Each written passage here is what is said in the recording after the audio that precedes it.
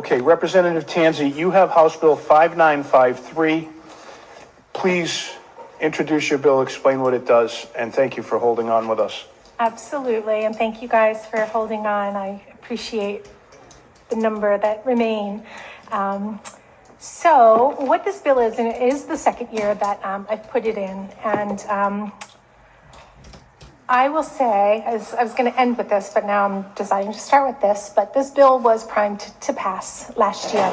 And at the last minute, EMA, our state-run emergency management group, assured us that they had their own plan and that this, if enacted, would conflict with their plan.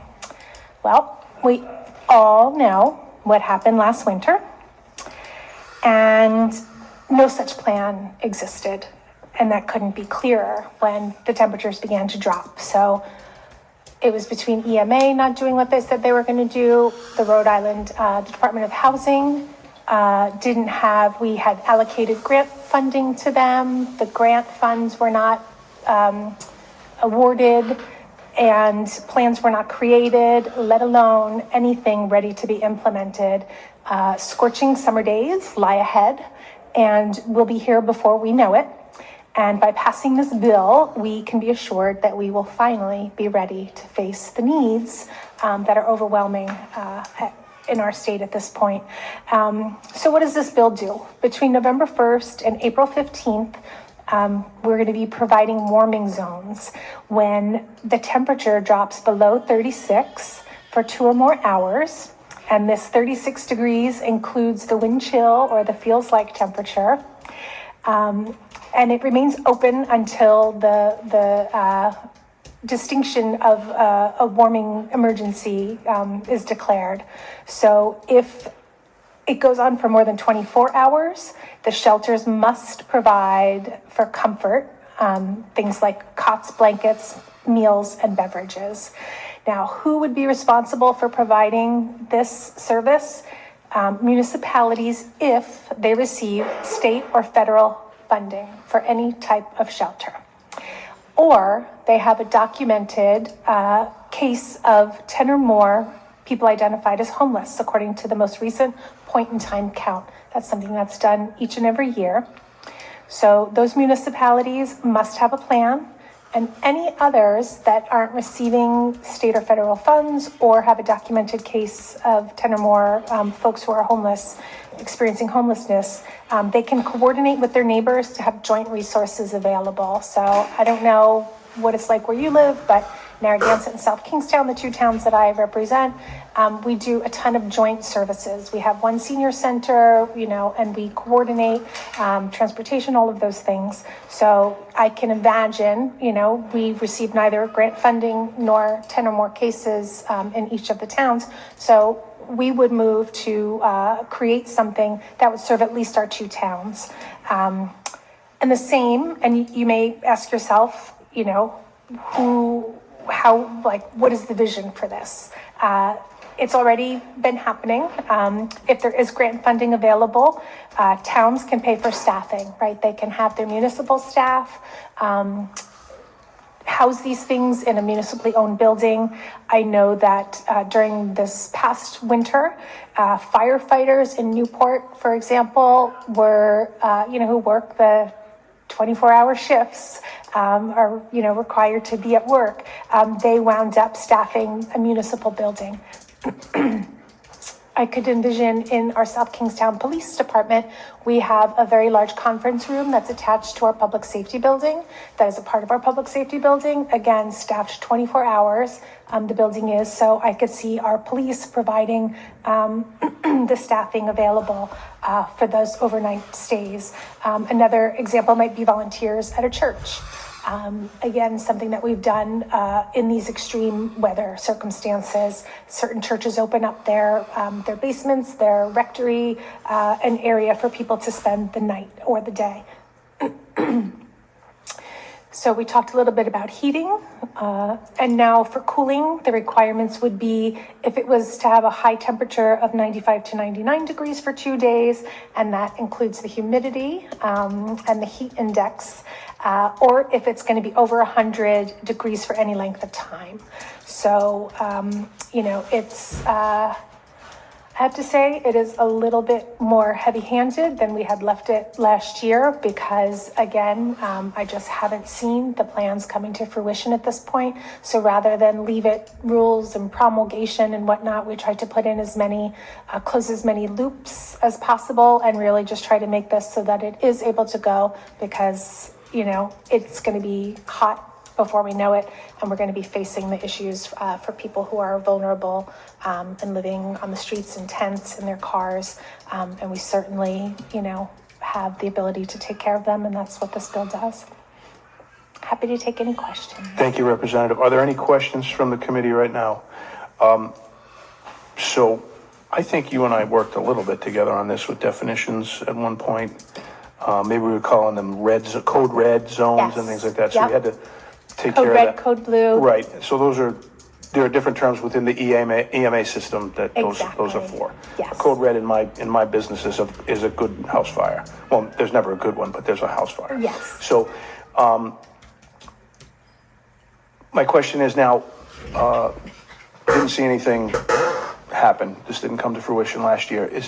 EMA is aware that you're submitting the legislation again. Have we talked to them and have they seen it, and what do they think if they know of anything? I don't see them signed up to testify. Yeah, and they didn't sign up to testify against it last time. Okay. They just raised their red flags at the last minute, like literally at the last minute. I haven't had a chance to reach out to them. Okay. I was working in conjunction with Senator Mack, and we have a transition with our new legislative liaison for the coalition. Okay. And so we're just working to support this bill, and then honestly, I didn't even know this was coming up as quickly as it was. So Right, that happens to all of us sometimes too. I know. So what I'd like to do is, if we could expedite the connection with EMA, obviously, if they have anything to say about it, or we try to consider all the stakeholders. Of course. Let's figure out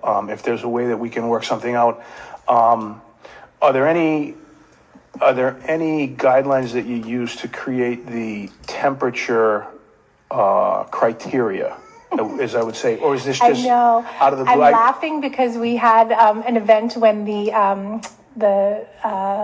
pallet housing, the Yes. shelters were open, and all of the folks were there in their just lightweight coats that were speaking the speaking program, the governor, the speaker. Right, but the temperature was 32 degrees and it was a sunny day. 36, and it was, people were freezing, shivering, and it was just a perfect, perfectly embodied how uncomfortable it is and how intolerable it is for long periods of time. So honestly, these were put in, I think it was 30 degrees or lower that the original guidelines were looking for. And no, so I will admit I put 36 degrees arbitrarily, but freezing point is way too high threshold. I don't know if it's a high or low, but 32 is unacceptable. It has to be something above freezing. Right, it's quite possible we could get into some type of a medical definition of what would cause hypothermia.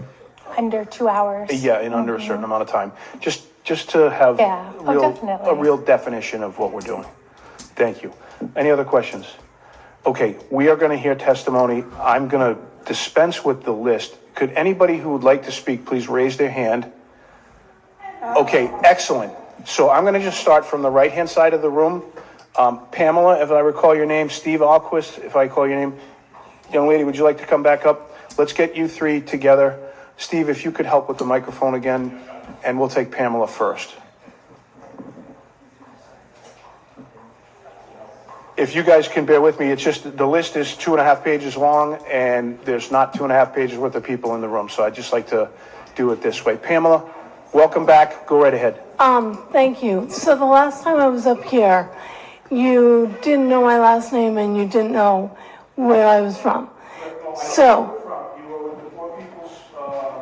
Poor People's Campaign. We're a national call for moral revival.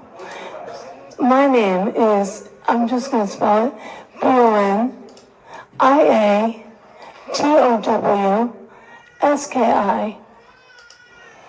I also spend a lot of time at Mathewson Street Church, and I'm part of LIHAP. Okay.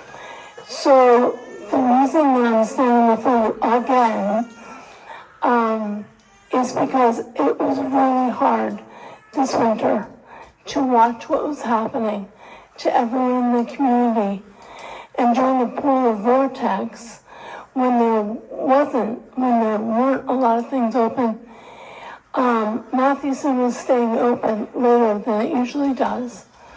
And then we had a bunch of volunteers taking people to other places that were open. Mathewson is open 5 out of 7 days. And that's where people come to sleep, either because they couldn't get it because they were outside or for some other reason. This is actually a not in my backyard situation, so we've got to do something about it. But we have 36,000 poor and low wealth people. And as things get harder, that's going to double. And I know this should have been taken care of, I believe, 15 years ago. And I know it wasn't. But at this point, we have to do something. This is going to hit us like a ton of bricks if we don't do anything. Thank you. Thank you. Stephen, go right ahead. Thank you. I introduced myself earlier. I just have a few things to say. I've interviewed people on the street, in fact, in Woonsocket a couple of years ago, 3 years ago. His name was Alan Charette, and he died on the street.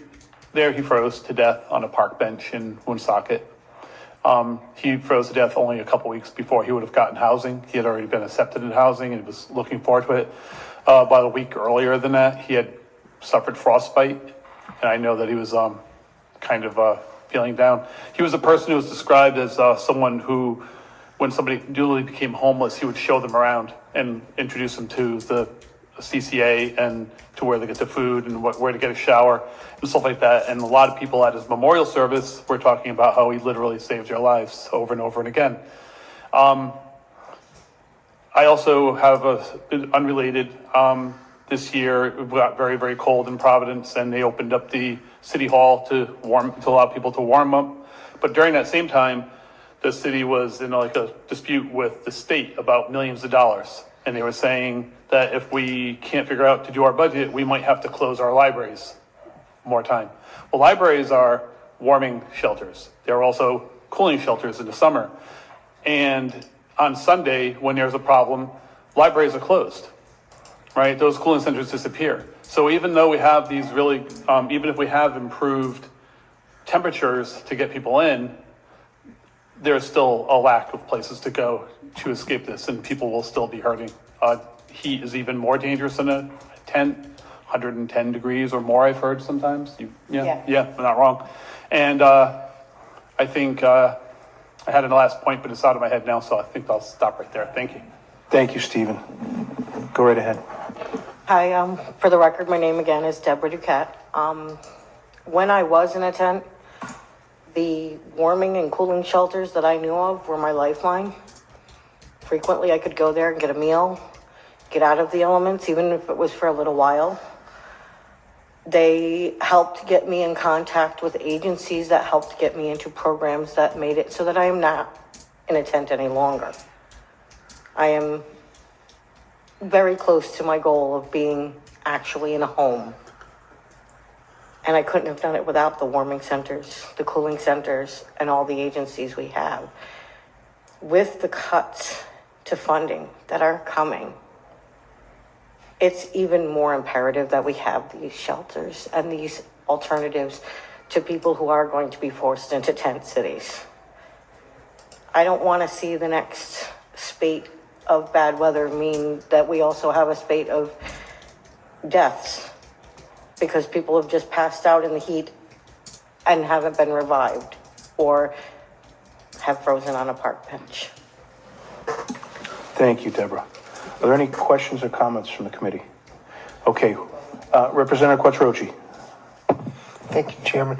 The basement of this, sub-basement of this building has a massive area, and it's always really warm in the winter and nice and cool in the summer. What would you all think about me putting a bill in for a study commission for the feasibility of making the sub-basement of this building into a really nice...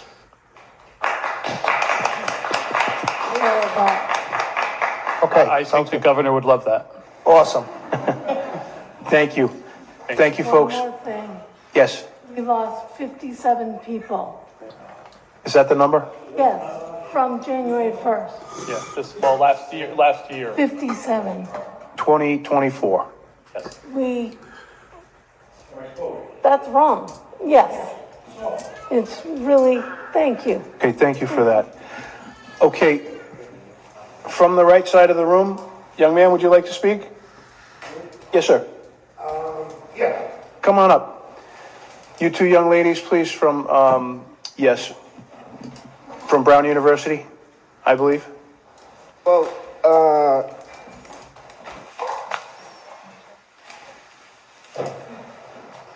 All right, so you're going to be in the middle. You're going to use the middle microphone.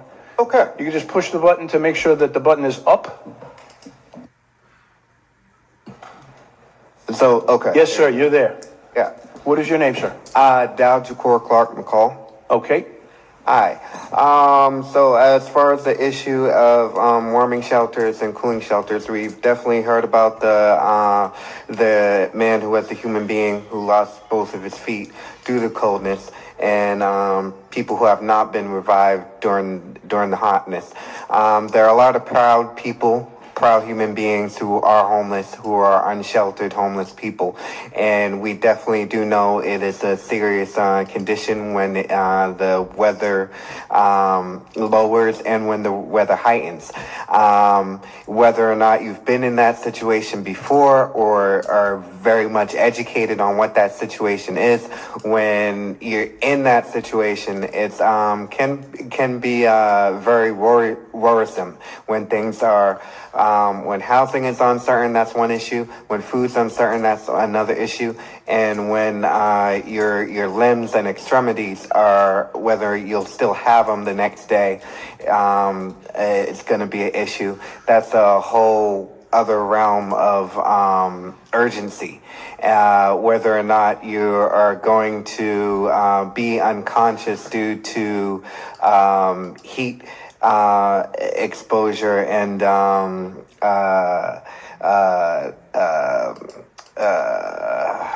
dehydration is definitely another very much critical situation.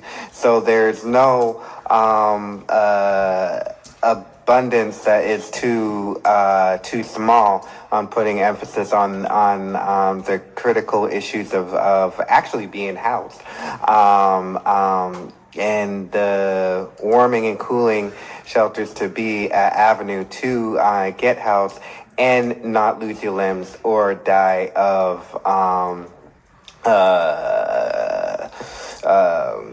dehydration. Thank you, sir. I appreciate your testimony. Young lady on the right, on my right. Thank you, Chairman and honorable committee members, for all of your time today and the opportunity to speak in strong support of Bill H5953 on the standards for cooling and warming shelters. My name is Erica Saheen, and I'm a volunteer with Housing Opportunities for People Everywhere, or HOPE. Each winter at HOPE, our work ends up centered on getting people warm. With frostbite, hypothermia, and below freezing temperatures, we often think of winter weather as the worst conditions to live outside in. But at a meeting a few weeks ago, unhoused members of our community shared that Providence summers are just as bad as the winters, if not worse. High temperatures cause dehydration and heat stroke, and the influx of tourists to the city raises the frequency of police harassment and the displacement of people outside. We need safe places for people to go in the heat. Today, I'd like to bring your attention to a summer story from our outreach teams. One woman who has been seen frequently over the last 2 years told the team many times, half jokingly, to refer to her as, quote, the girl with one leg. Last fall, she told the story of how she lost her other leg. On a hot summer day, she got what, for most of us, could have been a minor wound or infection on her foot. She didn't have good shoes and she couldn't stay inside, so the wound was exposed to blistering heat for a few days, and unsurprisingly, this made the infection worse. At one point, she tried to clean it out in a public restroom, but she was forced to leave.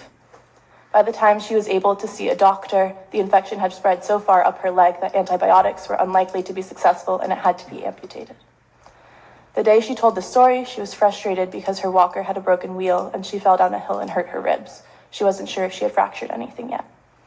This was a heartbreaking series of compounding and avoidable injuries that, as you've heard, unfortunately, is not an anomaly in the community. If our friend had been able to spend her time inside in a cooling center, away from the heat, and with access to supplies and clean sanitary facilities, she might have been able to contain the infection and to heal her leg. Both physical and mental health deteriorates from relentless high heat and cold temperatures. We all know from experience that even inside the buildings, Rhode Island summers are hot.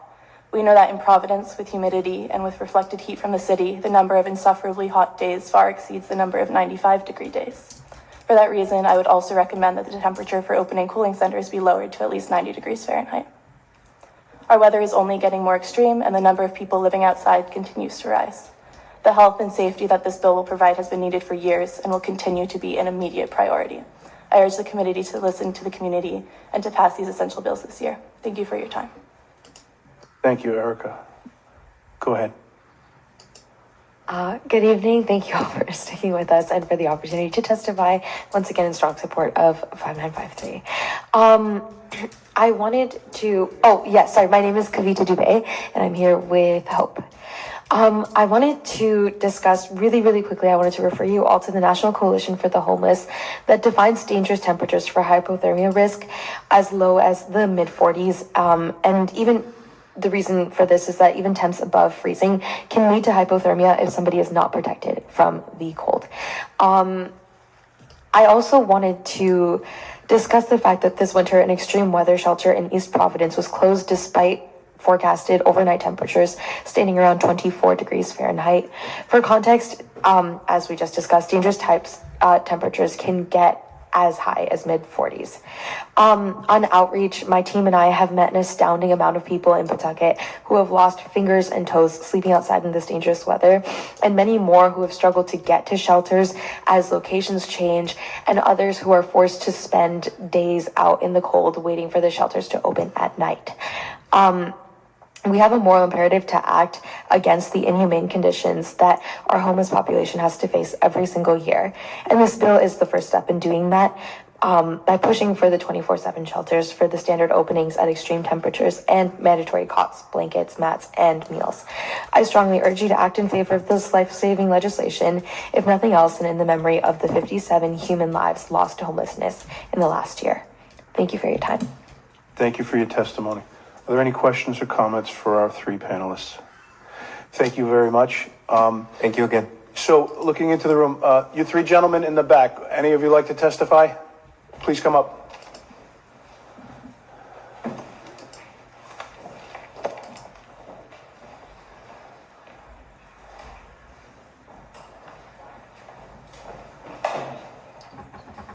Okay, starting on my left, please introduce yourself and then give us your testimony.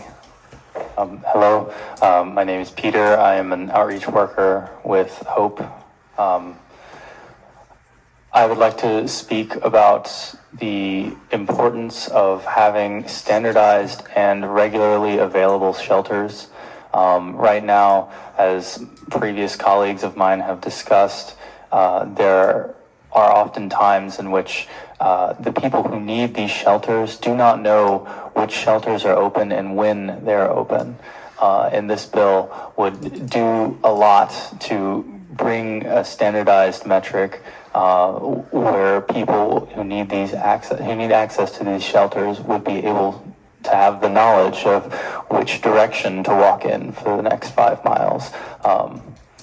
Because a big issue facing people who are homeless is that they don't have access, they don't have the time or the energy often to search for hours to find out, like, the shelter that they were planning on visiting during this freezing day is actually closed, and the one that is open is on the other side of town.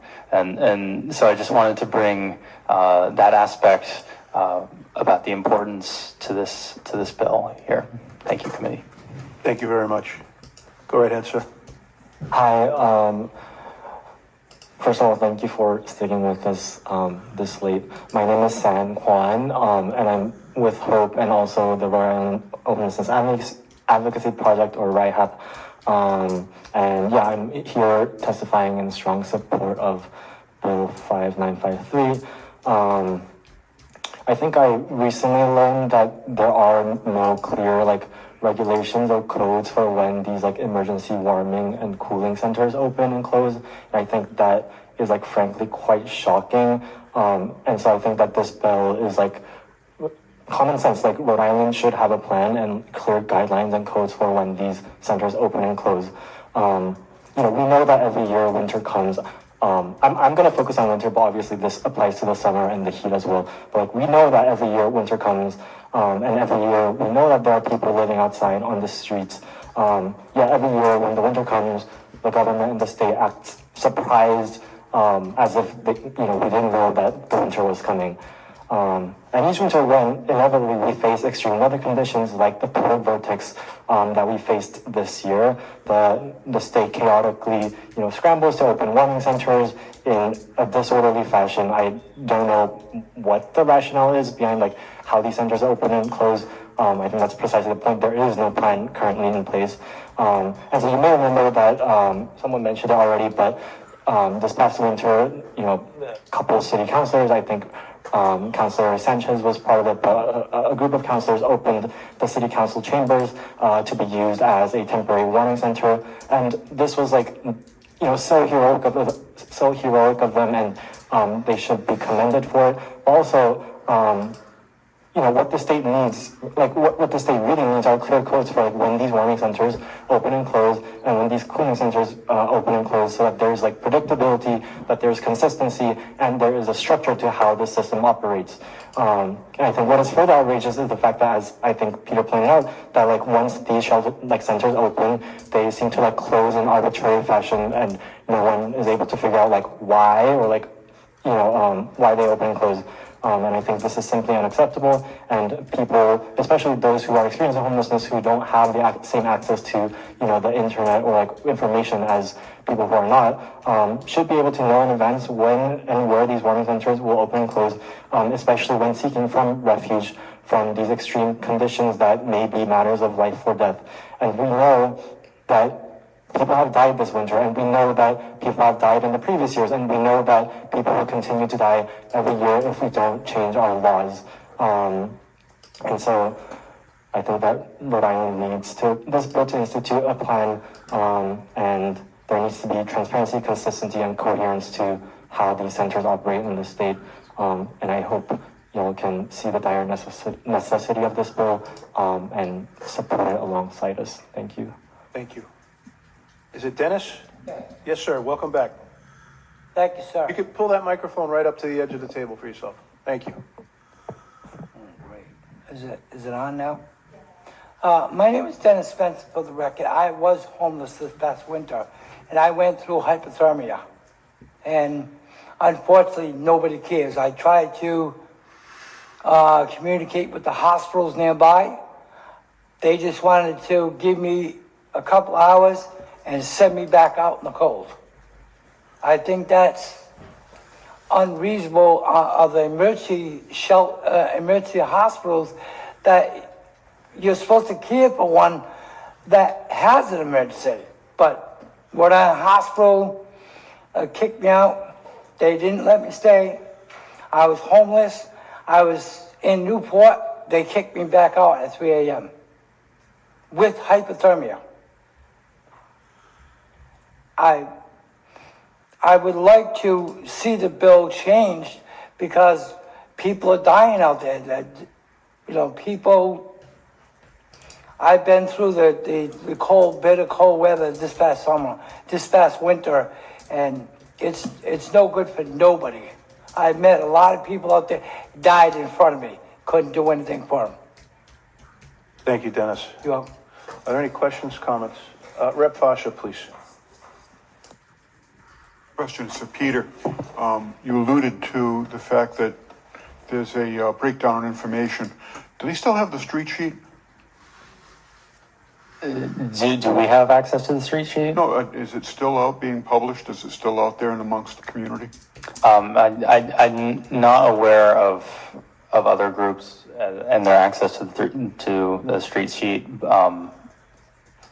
I know that Hope has a street sheet. Yeah. There's also another group, there's like a newspaper that focuses exclusively on homelessness. I think it's called Street Sites. I'm sure they have information. Right, too, but I don't think know. that one of our upcoming witnesses will be able to cover that question. Sites has been around for a while, but the street sheet came out every 2 days.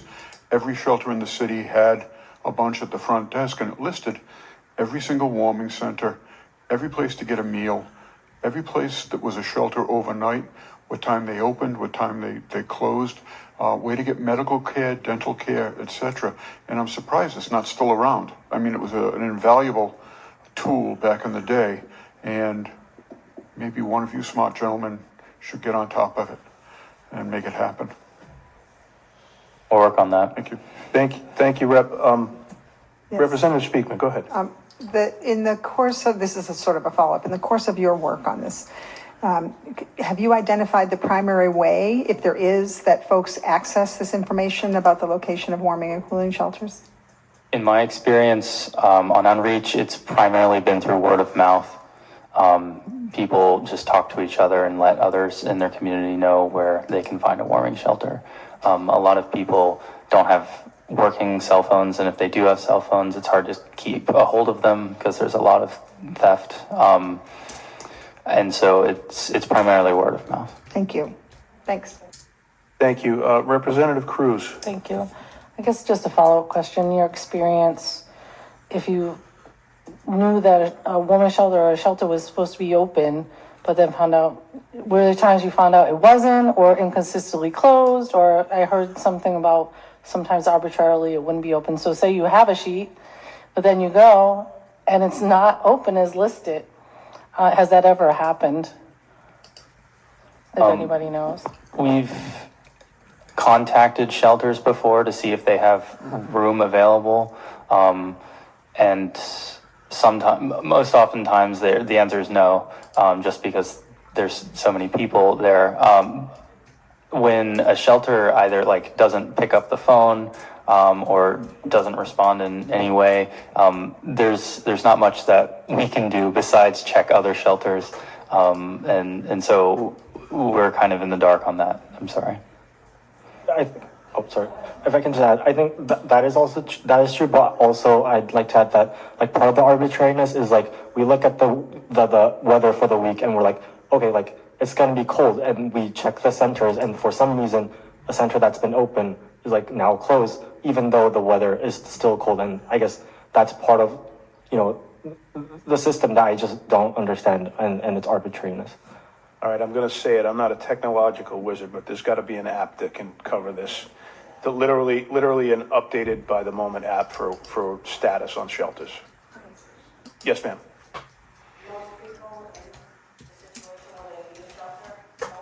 I understand that, but all the shelters would be interconnected, and they could notify somebody. We got to work on this. Haley will work on that. Okay. Thank you for your testimony. I really appreciate it. We'll take the next three folks, unless there's any other questions. Okay. Anybody else who would like to speak, please raise your hand. Okay, come right up. Haley. Is it Taylor? Come on back up, right? Okay. So we'll start on my right this time with Taylor, and then we'll go across to Haley. And if there could, anybody else who would like to speak, please raise your hand. Two more? Are there two more folks? Okay, thank you. Yes, so thank you for letting me speak in support of this Bill 5953. I mean, some of these things with warming centers would make a lot of sense for those 1,000 people who are in shelters who can spend the night in shelters and then they're forced out on the street during the day. And if they could then get into a warming center when it's really cold or really hot or something. But for, and maybe other people can speak to this, people, like the 700 people that are living outside in tents and in certain other places, I don't think that they can pack up their stuff and go to a warming center. So fundamentally, the problem is we need more shelters, and shelters that don't turn people out on the street for 12 hours a day. And people get their lives shortened 365 days a year, not just over these temperatures. I think the ones in the summer are too high, and the ones in the winter, are too low. And it really doesn't address. It's sort of like we're putting lipstick on a pig, in a sense. Quite honestly, thank you for my chance to speak. Thank you. Go ahead, sir. Hi, Don King. Thank you, Chairman and honorable members. I guess I'll begin with most recently. When I was in my tent, I froze. I was sick and getting sick all over myself, and I slept right through it just because of the cold. Somebody checked up on me, and I was there in 2 inches of water, feces, and vomit. Had to get up at 9 degrees and change. That wasn't pleasant at all. Last summer, I went through treatment where I would be sick after the treatment for a couple days. Not the day of, but a few days after. And that I did in my tent. And there were days where I just roasted in my tent. I was burning in the sun, and it wasn't really a sunburn, it was medicine induced. And it was more like a chemical burn, but I just had nowhere to go. So I stayed in my tent, which was stifling hot. Long story short, we do need warming and cooling shelters. They, by the time I got to go into them, they did save my life, as did shelters. The shelters do stay open. In extreme conditions, they'll let people stay during the day. So that does help. It's the people in the lack of notification out in the tents that they just have no idea what's available. And the street sheet, Haley can touch on that, but there's just been no rhyme or reason as to the warming cooling centers. There was just no structure to it. So if you don't know it's going to be open, or you don't know it's open, you don't go. And for anybody going through anything medical, they can be a lifesaver, or at least make it comfortable. I'm now, sounds kind of wussy, but I'm afraid of the cold because I just can't get warm sometimes. And that's from being cold. The heat, I'll let you know this summer. You'll see more of me. Thank you, Don. I appreciate that. It's a compelling story. I'm sorry you had to go through that, but it's good to see you here to tell the story. One more thing. Please. The cold does knock the crap out of your immune system. I've been HIV positive since I was 19. So that's 45 years, and my blood work has never been as bad as it's been living out in a tent. Just saying. Thank you. Haley, go right ahead with your testimony. Please help us out with the. Sure. So I'm not good. Thank you, Chair. And hello again, honorable members of the committee. I guess how it relates to 5953. I'm Haley McKee again, by the way. It kind of ties in. So unfortunately, I've worked recently in roles with overdose prevention during the day, and I work a lot with peers in overdose heat map, and I chase encampments and just try to do harm reduction and interest tools that might be life-saving. So I work directly in conjunction with the peers, recovery peers, harm reduction. We have weekly calls to try to figure out where people are, where they can go. and it's largely unknown. Everybody's constantly chasing their tails, and these are the experts in the field, the people who know best where it's their jobs, and they're underpaid and overworked, and a lot of days they don't know what's accessible, what's open. Is this place open? Did it shut down last night? Are they closing 64 beds in a week from now? It's always uncertainty. Now that I'm working in housing, which is, it's, there's a ton of intersectionality there. I probably shouldn't be saying this, but it's also really unclear to the housing providers what's open. A lot of times, like folks had said before, it is through word of mouth.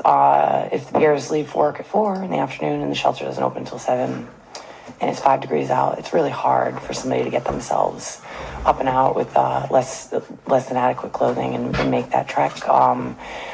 It's the information that we normally have that we should, you're absolutely right, Rep, we should have it. It should be accurate. The information that's oftentimes out there is outdated and false. There will be places that I have closed 3 months prior to, and I would feel really bad if there were people walking to that place in extreme temperatures. So I do agree. I think we need to get better with that real-time information, whether it's emergency shelter or longer-term housing, and it's something that does need to be worked on. But especially nowadays in today's current climate, everything's changing with the federal level. The programs that are more sustainable for people are really starting to get threatened. So that's also coming down the pipeline, and it's terrifying. How it relates to this bill is, I think that, again, it kind of comes down to having a plan, because we know winter's coming. This isn't Game of Thrones where they're speculating. But every year it seems like, particularly in the winter, people scramble. There's chaos, there's protests, they're sleeping on the front lawn here to make a point. And it seems kind of obvious to me that it would be easier for systems, every municipality, and obviously to the benefit of the people who are experiencing these harsh conditions. If people just had a plan, then there wouldn't be a question of where people would go when, heat spikes or weather drops, and people would know. And I think it would further prepare municipalities, because I find that generally 2 days into a polar vortex, in a bit of a fight in multiple different spaces, people generally do the right thing and provide some sort of space. It's just, I think that if this legislation were to pass, it would just make life a lot easier on everybody all around. And, we shelter animals. I'm not suggesting that we should put people in cages or kennels, but we wouldn't do this for animals. But somehow here we are. So I do like your suggestion around a street sheet or something. I think that there should be live time information, some sort of data dashboard as to what's open, what the barriers are, if you have to go through CES, or their meals available, what their hours are, what's their capacity, what bus line is it on, all of these things. Would be helpful. Transportation-oriented. We need transportation-oriented space. Yes. Any questions from the committee right now? Okay, thank you. Let's have our last two pieces of testimony. And before you guys start, we can all think about this. It's 38 degrees and it's raining right now. And that's outside the parameters of this legislation. Teresa, please.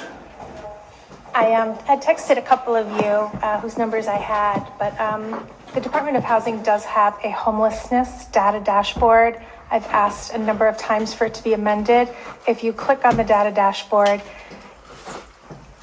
this is what we're all talking about, right? This is the sheet that we're talking about. This is the Housing Department's homelessness data dashboard.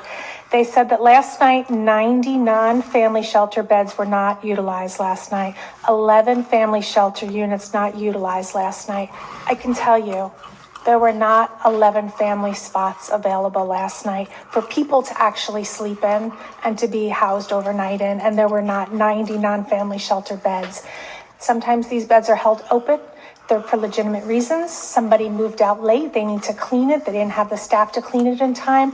They knew somebody was getting, released from the hospital the next day, so they held a bed for them. There's any number of reasons. There's also things like affinity groups, or, they have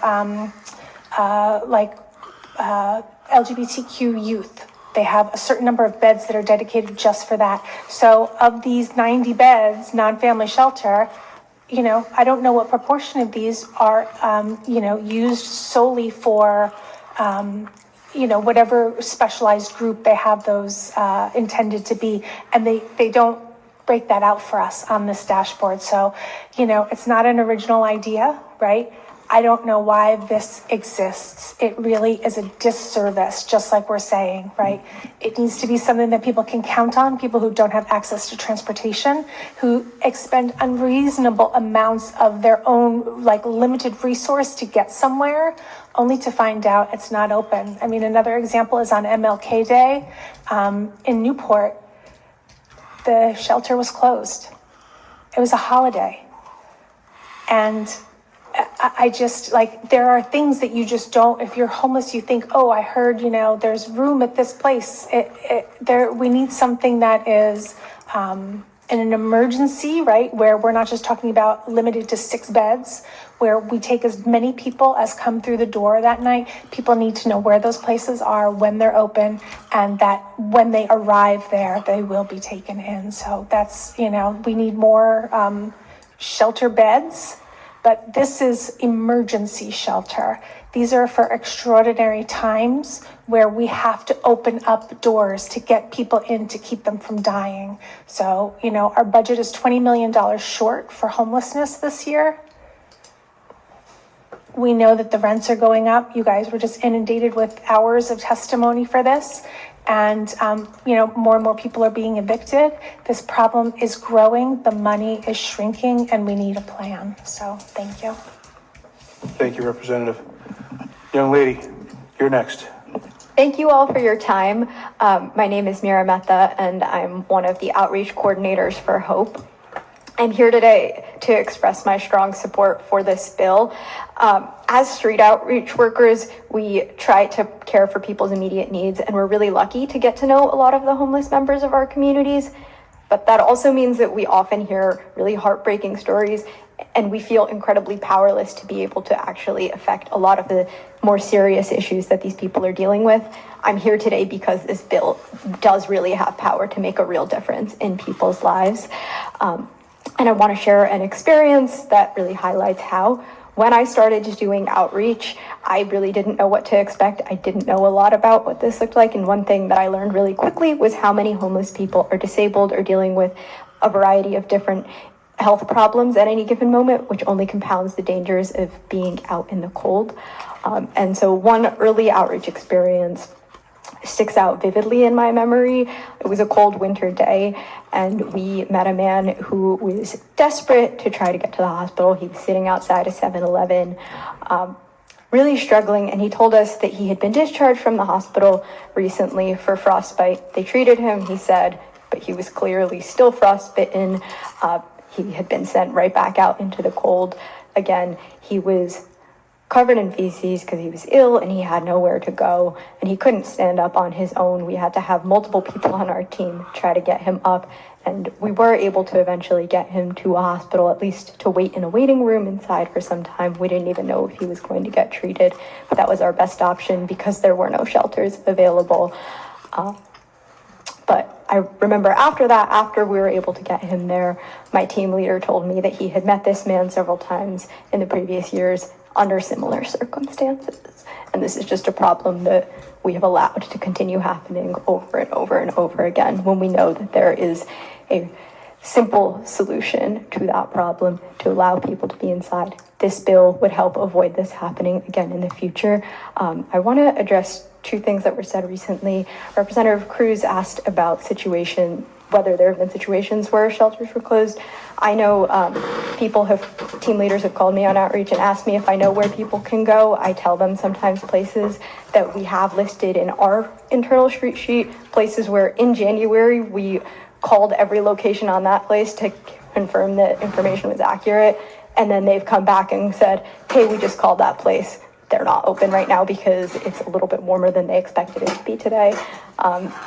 And to the point that was made, I think, about the beds being unused, I think it is only only 6 beds, if I'm not mistaken, that are reserved for LGBTQ youth.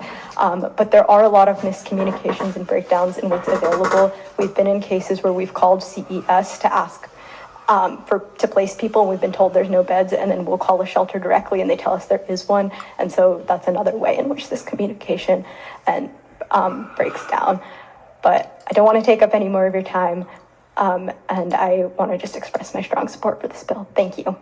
Thank you very much. All right, young man, you're last.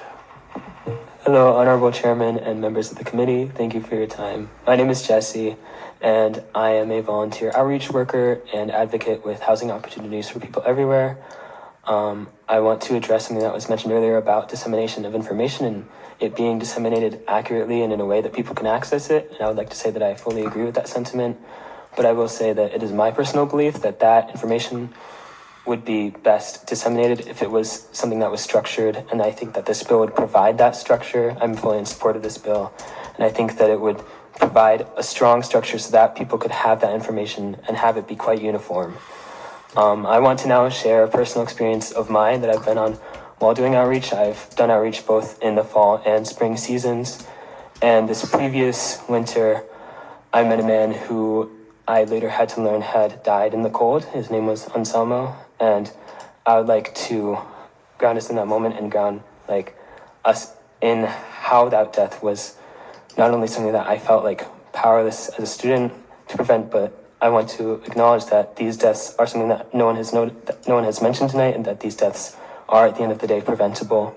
That we have the power as people and as a committee and as a government to provide resources so that people don't have to live through these unlivable conditions and die in these conditions. We have the power to change this reality. Thank you for your time. I wanted to keep it brief. I know we've all had a long night, but thank you. Thank you. Are there questions or comments from the committee? Rep. Fasha, go ahead. No, go right ahead, sir. This question is for Rep. Tansey. Is it the concept of this bill that sheet, that app that you just accessed, would be updated daily with real-time information? No, this bill actually wouldn't address what the Department of Housing has on their bed. This would just be when the temperature reaches a certain point. You can see it up on the bank, you don't need a fancy device. You can and these are declared as an emergency by, in an ideal world, the EMA director. And then this would automatically go into place. So places would have been identified as emergency shelters, and they look at the 5-day forecast, and if it's going to be above that certain temperature or below that certain temperature for 2 days, then they're open. Or for more than 2 hours, then they're open. And if it's going to be that way for, and I of course left it behind me, but the idea is that there will be clear parameters that will always be followed, and that these places will always be open once those clear parameters have been met, so that I know if it's 4 degrees out, I can always go to the Matheson Street Church, and that they're going to have, it may not be a bed for me, but it's going to be a chair or a blanket or a meal or something to drink, and those doors will be open, because they don't turn people away. That's what an emergency shelter does. So how would the information be disseminated en masse? It would be through outreach street workers. It would be through the community agencies. It would be word of mouth, but it would be reliable information, word of mouth, because far more reliable than what we have here and what we have, in this current world as it exists. So, just my opinion. Yeah. That maybe this is an opportunity for an amendment to get that information to some form of mass media, social media. I don't think social media, but maybe an app, a website, something. Because in this room tonight, I saw an awful lot of social workers. And not too many people who are homeless. And I understand the reason why people who are homeless have to check in to shelters by 5 o'clock. Gotcha, get it, got it. But these people who make a difference, who need the information at their fingertips, should be able to have that information for the emergency shelters and what's available in those shelters on a daily basis. And it seems to me that we've already got the mechanism in place. We just need somebody to type in the information. Yeah, there is a prescription in there that talks about, 211 would be an organization that is always, they're 24/7. You dial 211 and you say, I'm homeless, I'm cold, I need a warming center, and they would be able to share it. There were like 2 or 3 other things that were written in the language of the bill that I don't have right in front of me right now. But yes, we'll take any recommendations, to further have this out. Municipal websites are another source that if somebody who's an outreach worker has the ability to pull it up on their phone and say, okay, you're in South Kingstown, you're going to go to the community center tonight. I'm just thinking about a single source. I would love for it to be the housing department, but I literally can't tell you the number of times that I've asked for this to be changed. And the whole reason I know about it is because Steve Alquist attends their meetings and records them for me. And this was brought up during one of those events where the multi-agency, task force comes together and they share resources, opportunities, and try to tackle these problems. But it's been brought up in the House, it's been brought up in the Senate, in the subcommittee, in the actual committee.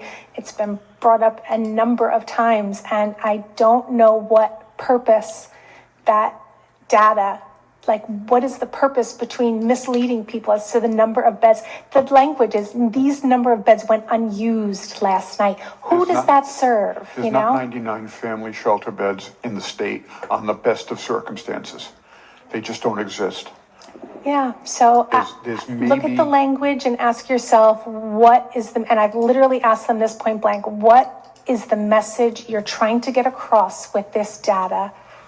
And they don't have an answer for me. We'll take it under consideration, what it is that you're pointing out, Representative. But, we think that this is adequate and this is serving the purposes. And I couldn't disagree more strongly or vehemently. It's a disservice is what it is. We got to start making the rules.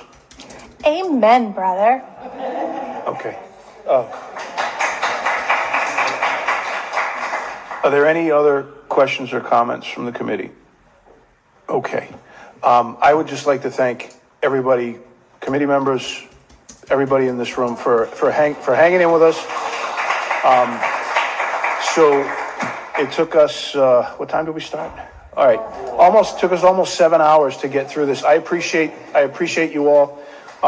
You folks from the Hope group, if you can hang around for 2 seconds, I'd like to talk to you for a moment. But without further ado, I will entertain a motion to adjourn. So moved by Representative Fascia, seconded by Representative Speakman. All in favor? Aye. Thank you. The ayes have it. We are adjourned. This has been the House Committee on Municipal Government and Housing for April 2nd, 2025. Have a good evening.